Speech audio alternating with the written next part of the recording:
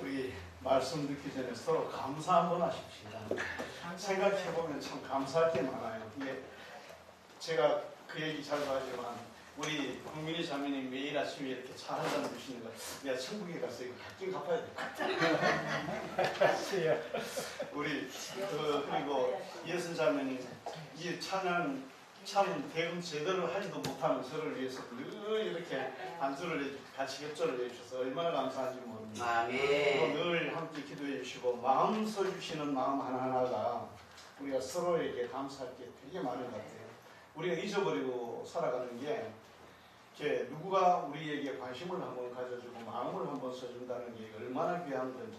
그러니까 너무 물질 세계에 우리가 취해 있다 보니까 물질적인 것이 아니면 감사를 하려고 생각을 하는 마음을 잊어버릴 때가 많아요. 사실은 그것보다 훨씬 더 가치 있는 감사할 것들이 얼마나 많은지 몰라요. 돌아놓고 보면 숨 쉬고 태어나 살아 세상을 떠나는 날까지 가까운 사람부터 시작해서 멀리 있는 사람들까지 얼마나 많은 은혜와 사랑이 그게 하나님께로부터 온 축복으로 우리에게 왔었는지를 우리가 되짚어 보면 정말 감사할 게 너무 많은 것 같아요. 그런 의미에서 우리 함께 말씀을 좀 한번 묵상해 보고자 합니다. 오늘은 이 권위를 존중하는 신앙이라고 하는 말씀의 주제를 갖고 함께 은혜를 나누고자 하는데, 부제로 말씀과 질서를 따라 역사하시는 하나님이라고 하는 그런 부제를 제가 같이 다뤘습니다. 이게 너무 당연한 얘기라고 생각하지 말고 우리가 오늘 이 시간에는 정말 하나님이 우리에게 원하시고 하나님의 질서가 뭐고 하나님의 나라의 어떤 승리가 무엇인지를 한 번 더 되짚어보는 그런 시간 될 수 있게 되기를 같이 기도하면서 또 축원합니다. 자, 우리 다 함께 같이 보십시다. 여기 위에 히브리서 13장 17절 말씀 먼저 보십시다. 너희를 인도하는 자들에게 순종하고 복종하라. 그들은 너희의 영혼을 위하여 경성하기를 자신들이称선할 자인 것 같이 하느니라. 그들로 하여금 즐거움으로 이것을 하게 하고 근심으로 하게 하지 말라. 특별히 오늘은 교육자 주일 겸 스승의 주일로 제가 어릴 때, 이제 20대 초반 이럴 때 이제 주일학교 강사를 하고 또 청년 부를 맡고 이렇게 할 때 이 교육자 주일로만 쓰는 것이 아니라 스승의 주일로 해서 같이 해서 얼마나 아이들과 주일학생들과 그 교사들과 사이에 아름다운 그런 일들이 많았는지 모릅니다. 요즘 연일 학교 교사들과 학부모들 사이의 인원관계로 인한 이슈가 정말 상상을 못할 정도로 심각합니다. 지금 어느 정도로 심각하냐면 학교에서 지금 운동장을 폐쇄한 학교가 엄청나게 많이 많았습니다. 운동장이 있음에도 불구하고 사용을 금지시켰어요. 학교에서. 이유가 뭐냐면 아이들이 놀다가 다쳐도 민원이 들어오니까. 그러면 민원으로 끝나지 않고 고소 고발로 이어지고 결국은 그 교사는 그걸로 인해서 몇 개월 동안 일도 못하고 그렇게 되면서 말도 못하는 어떤 상황들이 벌어지고, 그런데 하루에 수십 번 예전에는 이제 전화기가 없을 때는 그래도 담임들 교사들을 만나서 할 말이 있으면 찾아가고 이런데 요즘은 하루에 수십 번 통화를 하잖아요. 한 부모가. 그러니까 너무너무 감당을 못하니까 이제 뭐라고 하느냐면은 이제는 체험학습 안 한다. 교사들이 체험학습 안 하기로 한 학교가 무지하게 늘어나고 전국이 대부분 다 그렇게 하더라고요. 그 다음에 소풍도 안 한다. 운동회도 안 한다. 우리가 이런 토양을 만들었습니다. 이건 정말 기가 막힌 현상입니다. 과거의 정치의 목적과 그런 이유로 해서 강단의 권위들을 의도적으로 무너뜨린 부분도 있었고, 또 이제 물론 과거에 또 권위적인 교육에 대한 문제점들이 없잖아 있었습니다. 그러나 이것이 너무 양극화되어서 가다가 보니까 지금은 이제는 관계 자체가 다 무너졌어요. 우리가 이런 걸 생각하면 정말 가슴이 아파요. 거짓말이 아니라 어떤 때는 이런 것을 하다 보면은 밤에 잠을 못 잘 때가 있어요. 사회가 어떻게 이렇게 됐나 그런 생각을 하고 이 농담으로 그냥 풀리거나 아니라 진짜 그것 때문에 잠을 못 잘 때가 있습니다. 그렇게 이거 이제 다음 세대 포퍼틴 우리가 실행위원으로도 우리 목사님 또 공동대표도 활동하시고 하시는데 저도 그렇고 이게 이런 심각한 문제들을 바라보면서 마음이 편해지지 않아요. 그러니까 왜 이렇게 되는가? 그러니까 하나님의 질서와 하나님의 성품과 하나님의 섭리들에 대하여 우리가 진지하게 한번 돌아봐야 되지 않을까 이런 생각을 해봅니다. 교회들부터요. 오늘 우리가 살펴본 말씀은 축복의 통로가 어떻게 열리나 하는 부분들에 대한 말씀이기도 합니다. 오늘 히브리서 13장 17절 말씀 우리가 공독한 본문의 말씀에 보니까 너희를 인도하는 자들에게 순종하고 복종하라. 인도하는 자들이라고 하는 것은 폭을 넓게 생각을 해야 돼요. 이게 우리가 단순히 그냥 교사와 스승 이런 정도가 아니라 우리가 생명을 가지고 세상에 태어나서 살아가는 날 동안 또 주님 앞에서는 그날까지 만나지는 수많은 우리를 인도하는 분들이 있어요. 부모로부터 시작해서 선생님들, 교역자들, 그리고 선생님들뿐만 아니라 그런 어떤 돕는 수많은 분들, 기도해 주시는 분들, 얼마나 많은 분들이 우리를 하나님 앞으로 인도해 가는 길에 서 계시는지 몰라요. 저는 아주 어릴 때 초등학교 6학년 때부터 교회를 나가기 시작했는데 이제 호롤단신 저희 부모님이 일찍 유학을 보내가지고 다니는 곳에서 이제 교회를 다니기 시작했는데 그렇게 3일 예배, 주일 예배 어릴 때 이제 다니기를 시작을 했어요. 계속 그렇게 하는데 그런 가정에 이제 집안에 핍박이나 이런 것들이 좀 많이 있는 걸 알고 유교 전통의 8대중 우선이라고 좀 그렇잖아요. 그러니까 그런 부분들 때문에 새벽마다 기도하시면서 눈물로 기도하셨던 집사님들이 계셔서 제가 얼치키 봤거든요. 그게 이제 누구를 위해서 기도하는지 저를 위해서 기도하셨어요. 개인적으로 그분들 집사님 집에 가서 밥 한 끼를 제대로 먹어본 적이 없어요. 그냥 그런 분들이 계셨고 또 청년 시절에도 역시 마찬가지예요. 그러니까 우리를 인도하는 수많은 분들, 선한 지도자들에 대한 우리가 감사하는 마음, 또 그 하나님의 축복의 통로가 우리에게 어떻게 열려지는가를 우리가 한번 되짚어볼 필요가 있을 줄로 믿습니다. 근본적으로 하나님의 나라의 본질과 하나님의 성품과 하나님의 섭리와 관련된 이 축복의 통로에 대한 부분들을 우리가 생각하게 될 때 고린도전서 14장 40절 말씀에 이렇게 기록되어 있습니다. 모든 것을 품위 있게 하고 질서 있게 하라. 이제 예전 개역 성경에는 모든 것을 규모대로 하고 질서 있게 하라 이렇게 나와 있죠. 하나님은 질서의 하나님이라고 14장 33절 말씀에 기록하고 있어요. 그러니까 하나님이 질서의 하나님이다 라고 이제 성경은 우리에게 알려주고 있는데 첫 번째로 우리가 이에 주님께서 우리에게 주시는 말씀들 중에 인도자들에게 순종하는 건 하나님의 섭리고 또 하나님의 명령이에요. 정말 이건 주님의 명령입니다. 우리가 10계명 제가 이제 그 성경을 묵상을 하다가 10계명 말씀들을 놓고 이렇게 앞에서 4계명을 하나님에 대한 직접적 관련이 되는 하나님을 경외하는 그러한 부분에 대하여 기록되어 있고 5계명부터 나머지 이제 부분은 우리는 단순히 이웃에 대한 개인 관계에 대한 문제라만 생각하지만 거기에 5번째 계명에 대해서는 성경에서 뭐라고 말씀하고 있냐면 약속 있는 첫 번째 계명이라고 분명히 기록을 하고 있고 그러면서 거기에 뭐가 덧입혀지냐면은 하나님의 말씀의 권위라고 하는 것이 같이 주어져요.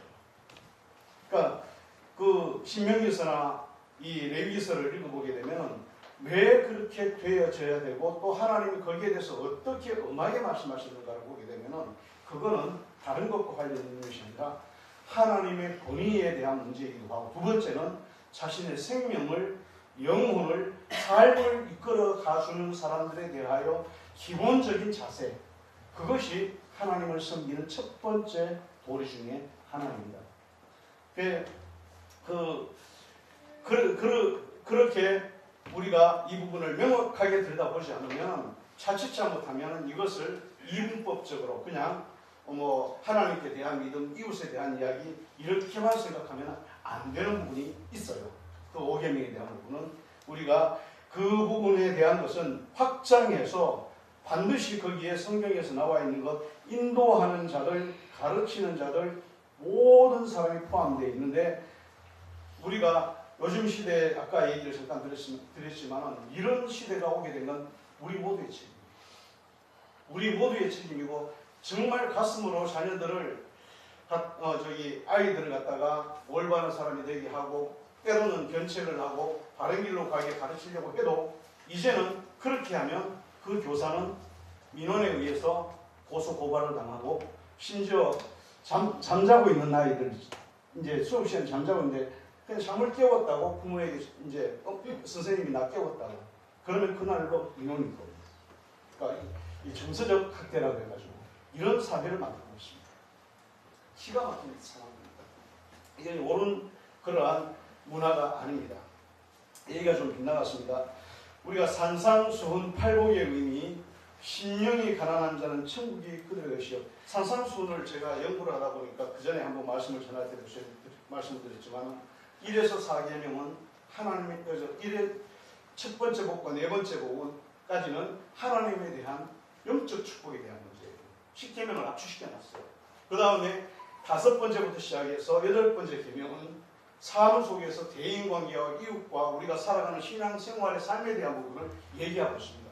그거를 명확하게 구별할 수 있었던 것이 심령이 가난한 자는이라고 하는 원어의 말씀을 보니까 그건 심령이라고 하는 우리 마음의 의미로 우리가 오해하고 있는 부분이 아닌 영이 가난한 자들이라고 하는 말씀으로 명확하게 나와 있어요. 그 다시 말하면 자기 속에 우상이 없어야 되는 거예요. 다른 신이 없어야 되는 거예요. 그러니까 자기 속에 우상이 있으면 천국이 하나님의 나라가 그 속에 절대로 그 안에 이루어질 수 없는 거예요. 그리고 애통하는 자가 위로를 받을 것이다. 그러니까 슬프고 힘든 일이 있으면 위로받는 건 맞지요. 근데 그런 의미가 아니라 좀 더 깊은 영적인 의미에 들어가면 무엇에 대하여 애통하라고 주님은 계속해서 말씀하고 있냐면 죄에 대해서 애통하라고 해요. 하나님과 분리되고 영원히 하나님과 단절된 그 저주의 죄에 대한 것들을 그걸 돌이키기 위해서 회개하라고 얘기하고 있는 거예요. 그러니까 이 심령이 이제 애통하는 자가 위로를 받는다. 그 죄에 대한 회개에 대한 문제를 얘기하고 있고 온유한 자가 땅을 기업으로 받는다고 하는 이 말씀은 역시 하나님의 축복의 통로와 관련이 있고 또 하나님의 권위와도 관련이 있어요. 사람들이 이 온유함에 대해서 생각할 때 오해를 합니다. 좀 이따가 다시 한번 말씀을 드리고 로마서 13장 1절에서 2절 말씀을 우리가 함께 공독하시겠습니다. 각 사람은 위에 있는 권세를 걱정하라. 권세는 하나님으로부터 나지 않는 것이니 모든 권세는 다 하나님께서 주십니다. 그러므로 권세를 거스르는 자는 하나님의 명을 거스림이니 거스르는 자들은 심판을 받죠. 그렇죠? 모든 권세는 주님께로 붙어 있다. 그러니까 이 부분을 우리가 타락한 인간의 마음 상태로 우리가 보지 말고 하나님의 질서의 차원에서 우리가 한번 보실 필요가 있을 줄로 믿습니다. 그러니까 우리가 변질된 마음으로 성경을 대하면 안 돼요. 그러니까 하나님께서 이 말씀을 주셨을 때 어떤 질서에 대한 것을 얘기하고 있는가, 어떤 걸 말씀하고 있는가 우리가 살펴볼 필요가 있을 줄로 믿습니다. 디모데전서 말씀 같이 오늘 본문의 말씀인데 같이 한번 보십시다. 잘 다스리는 장로들은 내가 존경할 자라고 해 말씀과 가르침에 순고하는 이들에게도 그리하였습니다. 성경에 이르시되 옥신을 밟았던 저에게 마음을 시험을 하였고 또 우리 권세를 받는 것이 하나님과 하였느니라. 디모데후서 3장 14절도 보니까 그러나 너는 배우고 확신한 일에 거하라. 너는 내가 누구에게서 배운 것을 아며 누구에게서라고 누구한테 배웠겠습니까? 첫째는 우리가 하나님께로부터 배웠지만 직접 배웠다기보다는 처음에는 인도하는 사람을 통해서 배워요. 그렇지 않습니까? 부모를 통해서 배웠던, 스승을 통해서 배웠던, 전도자를 통해서 배웠던 누군가를 통해서 우리가 배운 거 같지 않습니까? 근데 그 누군가를 우리에게 보내시는 분이 누구예요? 하나님의 성령이시죠. 성령이 누구를 들어서 우리를 이끌어 가시고, 성령이 누구를 들어서 우리를 견책도 하시고, 성령이 누구를 들어서 우리에게 생명의 말씀을 줘서 영생의 소망을 갖게 하고 하나님의 나라를 바라보게 하잖아요. 그렇죠? 하나님의 성령이 우리에게 하나님께로 가게 하는 길을 누구를 통해서 우리에게 역사하기 시작하셔요. 그리고 그 하나님의 성령은 우리를 데려다가 하나님의 말씀 앞으로 이끌어놓고 그 말씀 앞에서 하나님 앞에 다시 서게 만듭니다. 그렇기 때문에 너는 내가 누구에게서 배운 것을 알며 누구에게서 배웠습니까? 이 디모데에게 바울이 한 얘기가 그예요. 내가 너희를 가르쳤지만 내가 너를 가르치는 것이 단순히 내가 너를 가르친 것이 아니라 하나님의 성령이 나를 변화시켜서 내가 하나님의 사람이 되고 하나님의 그 영이 너를 나로 하여금 가르치게 했으니 그 축복의 통로가 되는 그 하나님의 은총의 비밀을 네가 잊어버리지 마라 이 얘기입니다. 할렐루야. 아멘. 그러니까 우리가 이 부분들을 우리가 생각하면 하나님의 섭리 중에 하나님의 뜻이요 명령이 바로 하나님의 말씀 앞으로 우리를 이끌어가는 인도자들에 대한 그러한 순종하는 것, 이 부분에 대해서 성경은 명확하게 우리에게 명령을 하고 있고 계명을 통해서도 직간접적으로 우리에게 말씀을 해주고 있습니다. 두 번째로 우리가 인도자들에게 순종하는 것은 좀 전에 말씀드렸던 것은 하나님의 뜻이고 명령이라는 얘기고, 이 하나님의 나라와 질서와 섭리를 따르는 것이 인도자들에게 순종하는 일인 줄로 믿습니다. 하나님은 그렇게 하나님의 나라의 질서를 세워왔어요. 영적인 세계의 질서부터 시작해서 모든 현재 우리가 살아가는 현상의 세계 속에만 아니라 장차 우리가 갈 하나님의 나라에도 어마어마한 명확한 질서가 있다고 하는 것을 우리 잊어버리면 안 됩니다. 질서를 떠나서 하나님 역사하지 않으십니다. 그렇기 때문에 우리가 그 부분을 되새겨봐야 될 줄로 믿습니다. 고린도전서 14장 33절에 보니까 하나님은 무질서의 하나님이 아니시오 오직 화평의 하나님이시니라. 화평이란 말씀과 질서란 말씀이 맥락이 상통합니다. 그 다음에 고린도전서 14장 40절에 우리가 봉독했던 말씀, 모든 것을 품위 있게 하고 질서 있게 하라. 할렐루야. 할렐루야. 하나님은 이 기초 위에 그분의 나라를 세우시고 그분의 의를 나타내시고 또 우리를 이끌어 가신 하나님이신 줄로 믿어야 될 줄로 믿습니다. 할렐루야. 이게 자연 만물의 법칙이에요. 우주 만물을 하나님이 창조하신 줄 믿으시지요? 혹시 안 믿는 사람 있습니까? 하나님이 우주 만물을 창조하실 때 그 속에 하나님이 정하신 법칙은 영원토록 흘러갑니다. 그건 물이 거꾸로 흐르는 걸 본 적이 있습니까? 상대성 원리가 반대로 움직이는 걸 본 적이 있습니까? 우주 만물을 지탱하고 있는 그런 어마어마한 법칙과 질서들이 우리가 알지 못하는 미지의 세계, 이 미시의 세계 속에 핵과 핵이 어떻게 만나서 분열이 일어나고 그 구성요소가 어떻게 되는지 하나만 달라져도 모든 질서가 뒤집어집니다. 하나님이 그것을 만드셨다는 걸 우리 잊어버리면 안 돼요. 하나님의 질서는 우리가 타락한 인간이 바라보는 우리의 삶 속에서 일어난 무질서함을 보는 것이 아니라 자연세계 속에서 우주 만물을 이끌어 가시는 하나님의 섭리를 보게 되면 그 질서는 정말 너무너무 명확합니다. 하나님 앞에는 회전하는 그림자도 없다고 성경은 말씀했어요. 그러니까 우리가 이 모든 질서를 창조하신 하나님의 질서라고 하는 것은 우리가 그러기 때문에 좀 더 확장해서 우리가 말씀을 생각을 해보면 주님이 십자가에 죽으시지 않으면 우리를 구원할 방법이 없었다. 이 하나님의 질서예요. 타락이 있고 죄가 있다, 범죄가 있다, 그러면 그건 반드시 필히 심판합니다. 너는 흙이니 흙으로 돌아가리라 한 말씀이 우주 공간에 뜨는 순간에 생명을 가지고 태어난 모든 인간은 반드시 죽음이라고 하는 과정을 거쳐가도록 만유인력 법칙처럼 상대성 원리처럼 하나의 법칙으로 우주 가운데 존재하게 됩니다. 이게 하나님의 말씀이에요. 로고스라고 하는 하나님의 말씀이라고 하는 그 권위의 무게가 그렇게 큽니다. 어마어마한 거예요. 동양에서 표현하는 뭐 도라고 하는 말씀, 말씀과 이 로고스라는 말씀이 약간 상통하는 맥락이 있어요. 이 모든 그러한 질서 속에 하나님의 구속사의 역사도 이루어집니다. 속죄와 구원의 원리도 똑같습니다.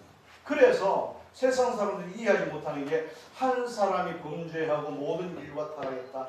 유전적으로든 또는 법적으로든 하나님 앞에 버려진 존재가 된 거, 한 사람의 주님이 십자가에 못 박혀 죽으시지 않으면 해결할 방법입니다. 첫 사람의 아담의 죄를 씻어낼 다른 방법이 존재하지 않는 거예요. 이게 하나님의 질서입니다. 그 하나님의 질서를 우리는 가볍게 생각해서는 절대로 안 될 줄로 믿습니다. 세상 질서를 갖고 비교하면 안 돼요. 세상 질서는 이미 타락한 인간이 만들어 놓은 질서이기 때문에 무질서하고 혼돈의 천지예요. 자, 세 번째, 인도자들에게 순종하는 것은 선거의 삶에 큰 축복이 될 줄로 믿습니다. 할렐루야. 에스겔서 44장 28절에 30절 이하의 말씀에 보게 되면은 우리가 여기에 말씀을 전하고 하나님 앞에 부름받은 하나님의 종들이나 사자들에게 어떻게 하라고 하는 말씀이 명시적으로 기록되어 있습니다. 모세 오경에 기록된 말씀이 아니라 그것보다 한참 뒤에 선지자들을 통하여 동일한 말씀을 주시고 계신 거예요. 그 말씀 우리가 이걸 갖다 율법이니까 뭐 구약의 말씀은 율법이니까 그건 다르다. 신약의 말씀은 은혜의 말씀이니까 그게 다 뛰어넘는다. 그렇게 보면 안 돼요. 하나님은 질서의 하나님이고 창조의 하나님입니다. 같이 한번 읽어보십시다. 그들에게는 누구를 말하냐면 제사장들과 그 앞에 부분을 보게 되면 하나님을 섬기는 수종자들에 대한 얘기입니다. 같이 봅시다. 그들에게는 기업이 있으니 내가 곧 그 기업이라 너희는 이스라엘 가운데서 너희에게 산업을 주지 말아 너희가 그 산업이 됩니다. 하나님이 친히 산업이 됩니다. 그들은 보제와 속죄제와 속건제의 제물을 물건을 드리니 이스라엘 중에 구별하여 드리는 물건은 다 그들에게 돌리며 또 각종 처음 익은 열매와 너희 모든 예물 중에 각종 거제 제물을 다 제사장에 드리고 너희가 또 천 밀가루를 제사장에 주고 그들에게 내 집에 복이 내리도록 하게 하라. 축복이 내리는 통로에 대한 얘기를 하고 있습니다. 이게 통로예요. 이거는 우리가 어떤 권위적인 얘기를 하고자 하는 게 아닙니다. 하나님의 법칙에 대한 얘기를 하고 있는 겁니다. 지금 제가 오늘 말씀을 나누고자 하는 것은 어떤 권위에 대한 얘기보다 좀 더 권위라고 하는 것을 잘못 해석하고 있는 부분에 대해서 좀 더 우리가 살펴보면서 하나님의 질서에 대한 부분을 우리가 보는 거예요. 축복의 통로가 뭔지를 보는 겁니다. 하나님은 사람이나 물질이나 때로는 민족들까지도 하나님의 것은 하나님의 것으로 구별을 하게 하시고 그것을 통해서 그 자녀된 백성들을 축복하시는 하나님이심을 우리는 분명히 기억해야 될 줄로 믿습니다. 때로는 우리가 이 법칙의 모순이 되는 선택해야 될 때가 있어요. 저는 제 평생을 살아오면서 뭐 오랜 세월은 아니지만 사역을 하고 목회를 하고 뭐 단독 목회를 하든 큰 일을 하든 경제적으로 여유로워 본 적이 없고 환경에 유리해 본 적이 없습니다. 우리 노무사님은 뭐 욕심이 없어서 그렇다 그러는데 그게 아니라 선택이었거든요. 제가 우리 아버님이 8대 종손이라고 해서 교회 못 다니게 하고 교회를 다니도 목회자 다니지 못하게 하고 저희 집에 오셔서 물 한 모금도 안 드시고 돌아가시면서 다시는 네가 죽을 때까지 나한테 연락하지 말고 내가 죽을 때까지 나한테 연락하지 않겠다. 물 한 모금도 내 집에 먹지 않겠다고 돌아가셨어요. 그러면서 차라리 그냥 교회를 나가고 싶으면 나가더라도 이거는 이제 그 전통은 지키고 그리고 신앙생활을 해라. 근데 그걸 제가 거스렸거든요. 거스릴 때 제가 그때 딱 그런 마음이 있었어요. 부모에게 불순종하면 땅의 기업은 떠난다. 그게 마음이 아주 강력하게 따고. 그때 청년 시절에 그걸 제가 경험을 하고 평생 살아보니까 거의 그 말씀이 틀리지 않아요. 우리가 하나님 앞에 설 때에 하나님의 질서라고 하는 것을 좀 더 깊이 있게 살펴볼 필요가 있습니다. 창세기 9장에 보면 셈과 함과 야벳의 이야기가 나옵니다. 언제나 한번 얘기를 했는데 하나님께서 방주에 나온 노아와 그 노아의 가족에게 복을 내리시는데 이르시기를 9장 1절에 하나님이 노아와 그 아들들에게 복을 주시며 그들에게 이르시되 생육하고 번성하여 땅에 충만하라 하셨고, 그리고 나왔는데 보니까 9장 26절 27절에 가서 보니까 뭐라고 나와 있냐면 중간에 여러 가지 과정이 있지만 또 이르되 셈의 하나님 여호와를 찬송하려다 가나안에서 종이 되고 하나님이 야벳을 창대하게 하사 셈의 장막에 거하게 하시는 가나안은 그의 종이 되게 하시는 원함으로 하였더라라고 기록된 부분이 있어요. 제가 이 부분이 참 궁금했어요. 단순히 그 사건 하나, 축복에 대한 사건 하나. 그래서 그 배경사를 이제 공부를 하고 연구를 좀 하다 보니까 뭐가 나오냐면 유대 경전에 보니까 함의 역사에 대한 이야기가 나옵니다. 함의 역사에 대한 얘기가 쭉 나오는데 보니까 어떻게 기록되어 있냐면 하나님께서 노아를 통해서 세 아들에게 지경을 열어서 축복을 해주는데 야벳에게 준 지역이 있고 함에게 준 땅이 있고 셈에게 준 땅이 있어요. 지경이 완전히 달라요. 근데 유대 경전을 들여다보니까 뭐라고 나와 있냐면 함은 자기 아버지 말에 순종하지 않고 가다가 함의 아들 가나안과 그 자녀들이 가다가 비옥한 땅 가나안 땅을 보고는 그 자리에서 그게 셈에게 준 땅인데 자기들이 차지하고 앉아버려요. 불순종의 시작이 거기에서 일어나기 시작하면서 그 가나안의 그 족속들 후대들까지 우상의 늪으로 빠져들어가기 시작하는데 말도 못하는 우상의 원력을 섬기고 뭐 하나님의 축복이 떠나니까 언약이 떠나니까 이 자기들 딴에는 나름대로 참는다고 하는 게 사신을 찾고 우상을 숭배하기 시작합니다. 이 저주의 역사가 그렇게 시작이 됩니다. 그래서 성경을 보게 되면은 이스라엘 백성들이 이제 애굽 땅에 있을 때 하나님께서 함의 땅에 머무르게 하셨고 시편에 그 얘기 나오거든요. 그 땅이 그 함의 땅이 그쪽 지역에 있단 말이에요. 근데 그걸 다 버립니다. 이 하나님의 섭리를 깊이 있게 들여다보면 우리가 생각할 게 정말 많습니다. 시편 25편 9절 말씀에 보니까 이렇게 기록하고 있습니다. 같이 보십시다. 온유한 자를 주하시며 인도하시며 온유한 자에게 그의 도를 가르치시도다. 시편 37편 11절 말씀 보니까 그러나 온유한 자들은 땅을 차지하며 흠으로 슬퍼하리로다. 할렐루야.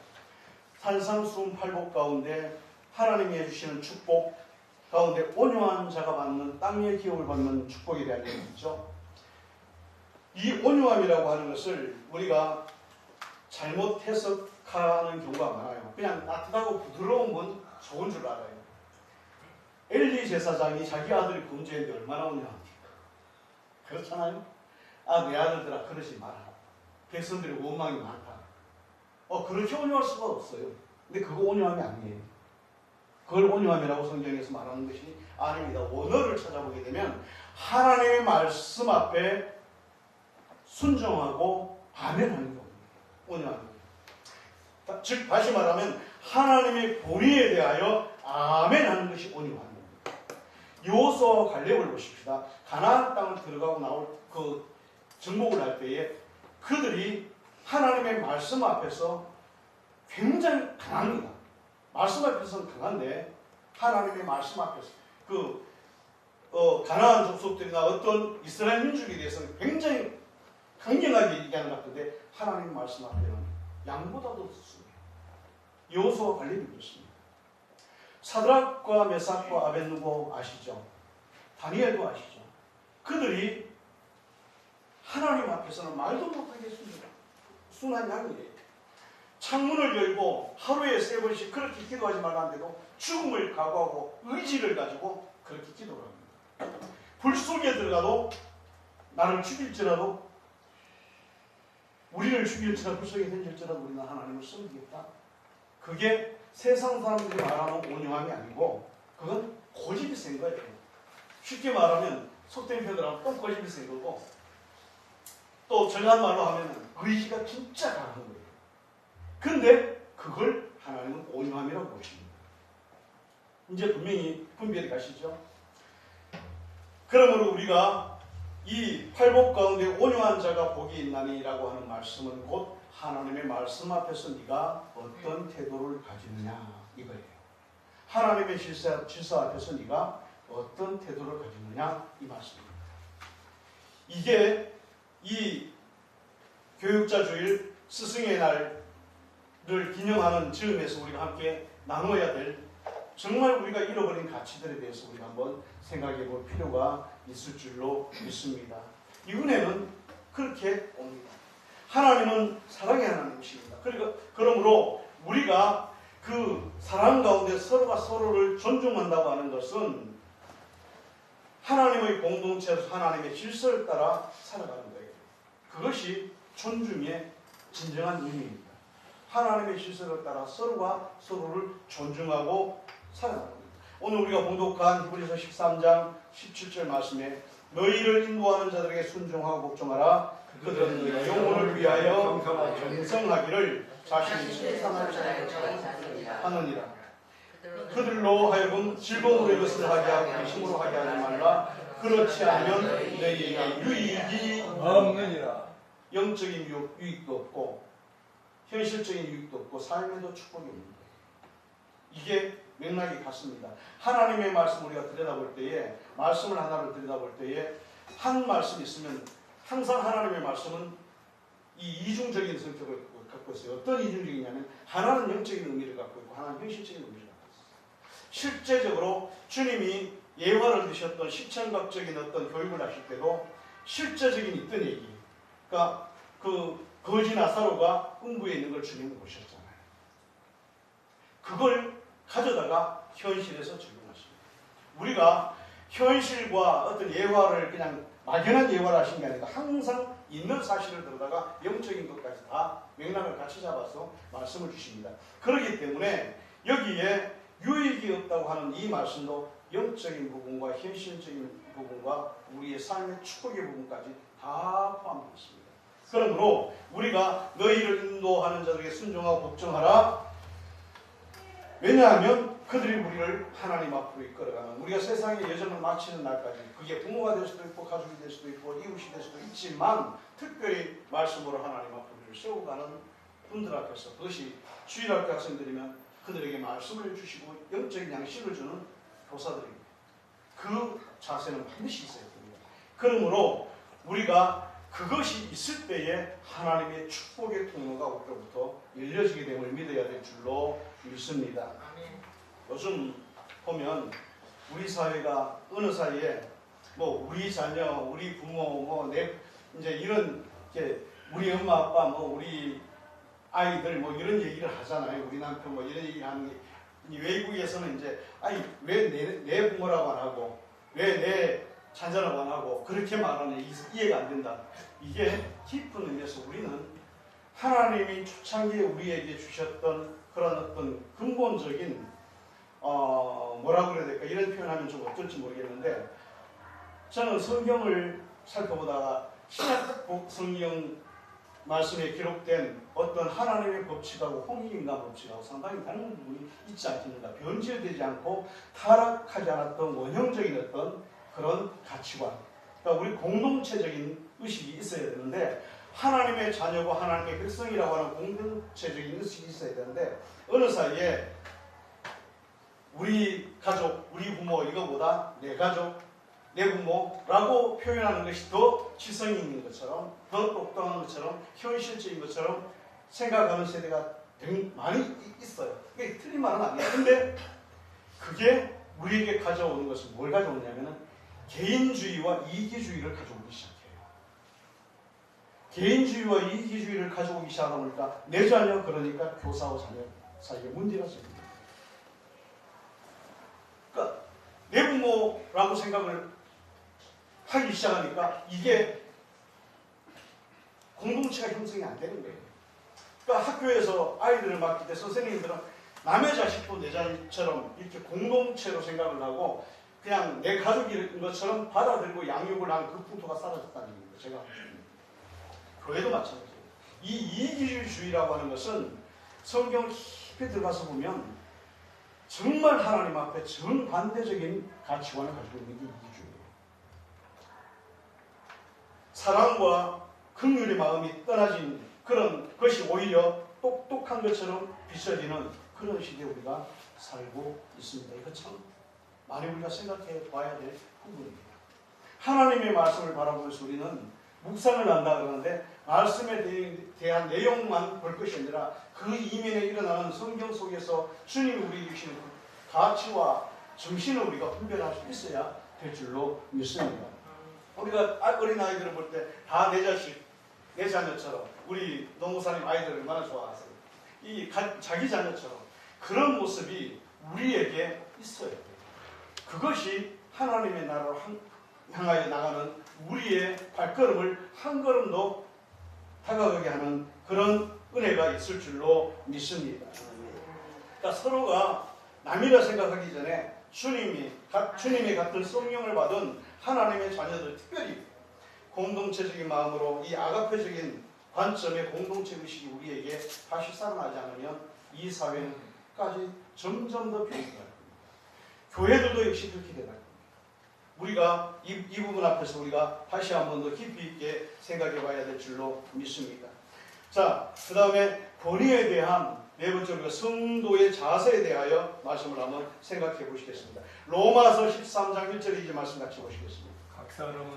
각 사람은 위에 있는 권세를 인정하라. 권세는 하나님의 나타나지 않는 모든 권세는 다 하나님께서 정하신 바라. 자, 권세에 대한 얘기를 할 때요, 제가 묵상을 하다 보니까 그 생각이 드는데, 권세가 어떤 게 권세일까? 사울이 교회를 핍박했잖아요. 주님을 직접 만났잖아요. 나중에 다메섹 도상에서 회개하라고 하나님이 말씀하셨죠. 근데 하나님이 사도를 불러서 쓰심에도 불구하고 사울에게 직접 그 눈에 비늘을 벗겨주지 않고 직접 사울에게 어떤 걸 다 하셔요. 사울에게 뭘 하냐면 내가 은혜를 베풀었고 내가 긍휼을 베풀었던 나의 자녀 중에 아나니아라고 하는 사람이 있습니다. 너는 그 앞에 가서 은혜를 구해라. 그거예요. 하나님의 말씀입니다. 너에게 너의 갈 길을 일러줄 사람이 있을 것이다. 하나님 일러주시지 못하십니까? 하실 수 있어요. 그럼에도 불구하고 하나님은 사울을 아나니아 앞으로 가서 무릎 꿇게 합니다. 그가 큰 하나님의 종이 되고 이방을 위한 사도로 세워지게 될 것이 분명함에도 불구하고 하나님은 그 은혜의 통로를 무시하고 하지 않았어요. 능력이 없어서 그러십니까? 아니에요. 질서를 따라 하십니다. 아나니아 앞에 무릎 꿇지 않아요. 아나니아가 하나님 앞에 탄원을 하죠. 저 사람 얘기 들어보니까 우리를 그렇게 핍박했던 사람인데 아니다. 네가 그에게 가서 축복하는 성과가 한다. 내가 보여준다. 네가 가서 해줘. 이게 질서예요. 자, 이제 성도들이 하나님의 은혜와 그 질서에 대해서 어떻게 대해야 될지 감이 오십니까? 사울에게 가서 하나님께서 아나니아를 보고 찾아가서 그 앞에 무릎 꿇게 하시는 하나님의 질서예요. 얼마나 큽니까? 엄청난 거예요. 우리가 이 비밀을 알고 나면 신앙생활의 많은 부분을 다시 한 번 더 되짚어 봐야 될 줄로 믿습니다. 우리가 그러면 이 권위를 인정한다고 하는 뭘 말하느냐? 권위를 인정한다는 것은 마지막으로 하나님의 주권을 인정하는 일인 줄로 믿습니다. 할렐루야. 하나님이 능력이 많으신데 뭐 우주 법칙도 얼마든지 바꾸실 수 있지. 맞아요. 그런데 하나님은 잘 그렇게 안 하셔요. 나무 한 그루가 자라서 잎을 피우고 꽃을 피우기까지 그 세심한 아주 미세한 그런 화학 작용부터 시작해서 생명이 움트기 시작해서 자라는 그 모든 질서를 하나님은 질서를 따라 하십니다. 뿌리를 통해서 양분을 공급받고 줄기를 통해서 양분을 공급받고 그리고 잎을 피우게 하고 꽃을 피우죠. 하나님이 법칙 바꾸시는 거 보셨어요? 이게 축복의 통입니다. 할렐루야. 그러니까 우리가 그렇게 되면 뭘 우리가 발견하게 되냐면 교회는 하나님의 몸이다. 성도는 다 주님 안에서 예수 그리스도 몸이다, 한 몸이다라고 하는 말씀의 의미가 뭔지가 이해가 됩니다. 이게 작은 교회 문제가 아니라 모든 그리스도인, 모든 성도가 이것이 뭐 네 교파, 내 교파, 네 교단, 내 교단, 뭐 네 직분, 내 직분, 네 교회, 내 교회, 이게 아니란 말이에요. 하나님은 우리에게 분명한 영적 권위와 질서를 주셨습니다. 할렐루야. 우리가 그거를 깨달을 때 우리의 믿음이 한 걸음 더 성숙될 줄로 믿습니다. 그러면 마태복음 우리 한번 3장 말씀을 한번 같이 보시겠습니다. 이때 예수께서 갈릴리로부터 3장 13절부터 15절 말씀. 이때 예수께서 갈릴리로부터 요단강에 이르러 요한에게 침례를 받으려 하시니 요한이 말려 이르되 내가 당신에게 침례를 받아야 할 것인데 당신이 내게로 오시나이까? 예수께서 대답하여 이르시되 이제 허락하라. 우리가 이와 같이 하여 모든 일을 이루는 것이 합당하니라 하시니. 할렐루야. 예수님이 누구예요? 예수님이 누구세요? 성경 요한복음 말씀 보니까 이렇게 나와 있어요. 태초에 말씀이 계시니라. 이 말씀이 하나님과 함께 계셨고 이 말씀이 곧 하나님이시니라. 14절 말씀 딱 가보니까 뭐라고 나와 있냐면 이렇게 나와 있어요. 말씀이 육신이 되어 우리 가운데 계시니. 그럼 뭐예요? 그분은 하나님이시다. 그렇죠. 창조자이시잖아요. 하나님이시잖아요. 그런데 그 주님이 세례 요한 앞에 와서 세례 요한에 대해서 예수님이 어떻게 평하십니까? 여인이 낳은 자 중에 가장 큰 자다. 그러나 천국에서는 제일 작은 자도 그보다 크다. 하나님 나라의 가장 작은 자로 불려지는 세례 요한 앞에 가서 예수님이 뭐라고 말씀하신 거였어요? 이렇게 하여 같이 보십시다. 이렇게 하여 같이 성경 말씀 다시 한번 보십시다. 이르시되 이제 침례 요한이 얘기하기를 내가 당신에게 침례를 받아야 할 텐데 당신이 내게로 오시나이까 하시니까 이르시되 이제 허락하라. 우리가 이같이 하여 모든 일을 이루는 것이 합당합니다. 누가 그 앞에 갑니까? 창조자이신 주님이 그 천국에서 가장 작다고 하는 그 침례 요한 그 침례 요한 앞에 무릎 꿇고 침례를 받으십니다. 보세요. 이게 하나님의 질서예요. 이게 통로예요. 그 과정을 통해서 성령이 비둘기같이 주님에게 다시 임하시는 것을 만인이 보게 하십니다. 아멘. 이 질서를 우리가 떠나서 어떤 것들이 이루어지지 않습니다. 에베소서 6장 우리가 잘 아는 말씀 1절에서 31절 말씀에 자녀들아 주 안에서 너희 부모를 순종하라. 이것이 옳으니라. 내 아버지와 어머니를 공경하라. 이것이 약속 있는 첫 계명이니 이로써 네가 잘되고 땅에서 장수하리라. 부모에 대한 문제와 스승에 대한 문제와 교육제에 대한 모든 문제가 하나님의 권위 안에서 통일되고 있음을 우리는 발견해야 될 줄로 믿습니다. 아멘. 이삭과 다윗을 한번 보십시다. 이삭이 왜 축복받는 사람이 됩니까? 17세에 자기 아버지 손에 이끌려 번제물이 되기 위하여 모리아 산으로 올라갑니다. 불순종하지 않아요. 다윗을 보십시다. 다윗이 어떤 마음을 가지고 사울이 자기를 죽이려고 그렇게 애를 쓰고 누명을 씌우고 말도 못하게 하고 가족들이 완전 그냥 유배자가 되고 도망자가 되고 범죄자처럼 수비를 당해서 그것도 그냥 잡아서 감옥에 들어간 것이 아니라 죽이려고 하는 사울 앞에 어떻게 합니까? 막게다 굴 앞에서 사울의 옷자락만 베고 내가 기름 부은 왕을 해하지 않겠다. 그런데 그 고백이 성경에 나와 있어요.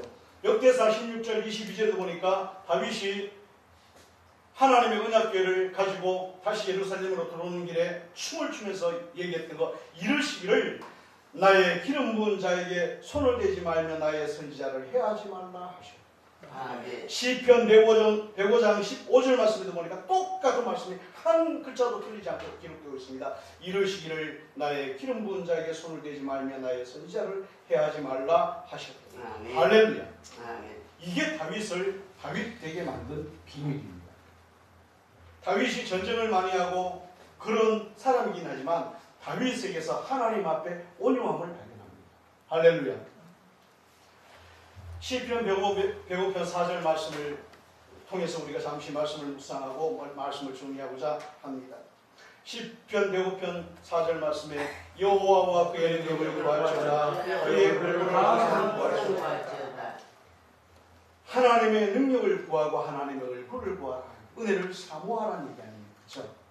하나님의 은혜를 사모하라. 이 은혜를 사모하는 것이 바로 본의에 대한 우리의 자세입니다. 예수님께서 십자가를 지실 때에 죽음 앞에, 십자가의 죽음 앞에서 아버지여 내 뜻대로 되기를 마옵시고 아버지의 뜻대로 되기를 원합니다. 할 수만 있으면 인자는 나에게서 지나가기를 원합니다. 우리는 교회에서 말씀을 듣다 보면 이런 얘기들 하시는 분들이 종종 있어요. 이제 틀렸다는 얘기 전혀 아닙니다. 죽음 앞에서도 그렇게 그 죽음을 그냥 감당하시려고 그렇게 땀방울이 핏방울이 되도록 기도하셨다. 틀린 말은 아니죠. 근데 제가 본 말씀의 의미 속에 그 다른 게 보였어요. 그 단순한 의미가 아니었어요. 보니까 성경 말씀에 로마서 5장 7절에서 8절 보니까 의인을 위해 죽는 자가 쉽지 않고 선인을 위해 죽는 자가 혹 있어도 죄인을 위하여 죽는 자가 없도다 그런 것처럼 예수님께서 죄인들을 위해 십자가를 지시잖아요. 근데 이게 그냥 죽음이 아니고 의인을 위해서 혹 죽는 자가 있다고 그랬어요. 선인을 위해서 죽는 자도 혹 있다고 그랬습니다. 근데 주님이 십자가를 지신 것, 그 죽음의 의미가 뭐가 다른가? 그건 죄인을 위해서, 그냥 죄인을 위해서 자녀들이 죄인을 위해서 죄인이 됐을 때 부모나 형제가 그럴 수도 있죠. 근데 그런 게 아니에요. 그 의미에 보니까 어떤 게 있냐면 모든 인류의 죄를 그것대로 딱 걸머지시고 가셔야 되는데 그 길은 아버지의 긍휼이 아니면 아들이라도 벗어날 길이 없는 거예요. 아버지의 긍휼이 아니면 그 저주를 걸머지시는 순간에 영원히 하나님과 분리되고 버려질 수도 있는 그런 자리예요. 사탄이 어떻게 하나님 앞에 버림받았는가를 주님보다 더 잘 사람이 있나요? 마귀가 어떻게 저주를 받았는지, 얼마나 많은 사람이 지옥의 무시무시한 형벌 속에 떨어지게 되는지 주님보다 더 잘 아는 사람이 있습니까? 그런데 그 모든 인류의 죄를 다 긁어줬다라고 생각하는 순간에 그건 하나님의 언약의 말씀이 아버지의 뜻을 아시는 주님이실지라도 그건 감당이 안 됩니다. 이건 감당이 안 되는 거예요. 영원한 저주입니다. 그 영원한 저주를 걸러진다라고 하는 감당이 안 되는 거예요. 그래서 제가 이해가 됐어요. 땀방울이 핏방울이 되도록 하셨다는 게 단순히 죽음의 문제가 아니었구나 하는 걸 발견하게 된 겁니다. 태초로부터 한 번도 아버지와 분리를 경험해 보신 적이 없으신 주님이 그 십자가의 무게는요, 그 죄를 짊어지는 무게는 우리는 죽었다가 깨어나도 우리는 절대로 그 무게를 알 수가 없을 겁니다. 영원토록. 어쩌면. 그런데도 불구하고 아버지의 뜻대로 되기를 원합니다 라고 기도하셨던 게 그게 본의에 대한 주님의 태도예요. 하나님의 교회 성전과 하나님의 신의 그 성령의 기름 부음을 받은 사람과 누가 더 중요할까요? 성전은 물질이지만 기름 부음 받은 종은, 기름 부음 받은 인도자는, 스승은 성전, 우리가 눈으로 보는 물질적 성전보다 훨씬 더 하나님께서 가까이 두시는 그 은혜의 통로로 우리는 기억해야 될 줄로 믿습니다. 해서 우리가 잘해야 돼요. 서로 잘해야 돼요. 서로 잘해야 하나님의 은혜가 우리에게서 끊어지지 않습니다. 수많은 목회 현장에서도 수많은 경우도 많이 봤지만 그 모든 경우들 속에 이 법칙에 위배된 경우를 별로 많이 못 합니다. 그러므로 우리가 하나님을 믿는다고 하는 것, 하나님의 질서와 섭리를 우리가 이해한다고 하는 것, 우리가 눈으로 보는 것은 어떤 사람이 축복된 사람이 되고 세상 사람들도 하나님의 말씀에 일정 부분 순종하고 부모에게 순종하고 잘 순종하는 그런 자녀들은 잘못되는 경우가 드물어요. 그만큼 영적인 축복은 못 받아도 세상의 축복은 그렇게 흘러갑니다. 하나님의 법칙은 그렇습니다. 하나님의 권위를 말하는 것은 곧 하나님의 질서와 승리를 말하는 겁니다. 하나님의 질서와 승리를 따른다고 하는 것은 좀 더 정확하게 얘기하면 하나님의 창조의 주권과 우리에게 은혜를 주시는 생명의 은총의 통로를 열어주시는 그 주권을 우리가 인정합니다. 할렐루야. 그리고 우리가 좀 딱딱한 느낌을 받으실 수 있는 말씀을 전했지만은 어쨌든 하나님의 은혜와 승리를 이루는 중요한 길이 우리가 주님의 나라를 바라보고 살아가는 그러한 성도의 삶이라고 했을 때 우리는 오늘 교육자 주일 스승의 날을 즈음해서 성도들의 어떤 권위를 존중하는 믿음, 권위라니까 세상적인 권위라고 오해하면 안 됩니다. 부부 유별이라고 유교에 나왔더니 그것이 남자와 여자가 차이가 있다, 차등이 있다고 하는 그런 가부장적 오해로 말미암아 완전히 변질되어 버린 조선 후기의 어떤 분위기들이 있는 것처럼 이 권위라고 얘기하면 오해를 하면 안 돼요. 서로 다르다고 얘기하는데 그 서로 다르다고 한 걸 갖다가 존중하라는 얘기인데 존중하는 얘기를 그렇게 잘못 해석한 것처럼 오늘 하나님의 권위라고 하는 것을 하나님의 축복의 통로와 질서에 대한 부분, 그 은총에 대한 부분, 이 부분들을 우리가 헤아려서 정말 우리가 하나님 앞에 축복된 하나님의 자녀들이 되고 성도가 되기를 위해서 함께 기도하는 저와 여러분들 될 수 있기를 바랍니다.